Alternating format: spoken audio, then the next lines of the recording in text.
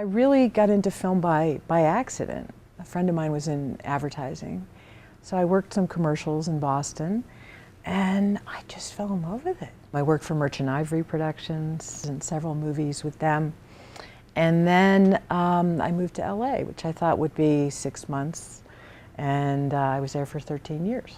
When Governor Richardson came in, I became the deputy director for a year, and then after that I was appointed the director. You know, in the old days, locations were the center of film commissions. Now you need to be a tax expert and a film financing expert, and certainly politics is a gigantic part. You know, certainly going from having 1 or 2 productions a year to having 30 majors, very big sea change.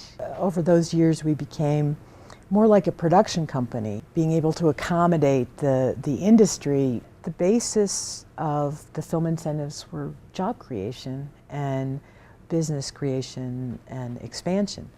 So starting from day one by growing the crew base is where New Mexico has always been different from every other state. One of the most interesting projects to land was Terminator, because it was going to Budapest. There was the slightest chance that we could possibly pull it out of there and land it in New Mexico. And this came up around Thanksgiving. We had one shot. That day was everything. You know, what could we show them creatively? What could we, you know, not just financially, but creatively, logistically, how this was going to benefit them to really look at New Mexico as a better choice than Budapest. So we made it through that first round, and then it was like, well, if you can prove this to us, if you can prove that to us. So basically none of us had Thanksgiving, Christmas, or New Year's that year.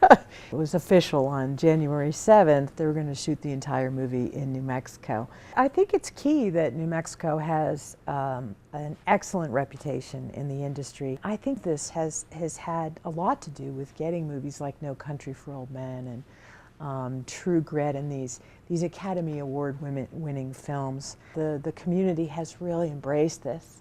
I went to the cast and crew screening in Las Vegas of No Country for Old Men.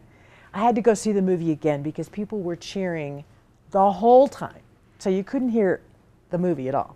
The pride that that the entire state feels when they see their neck of the woods, their main street, their people in a film or in a TV show is you can't put a price tag on that.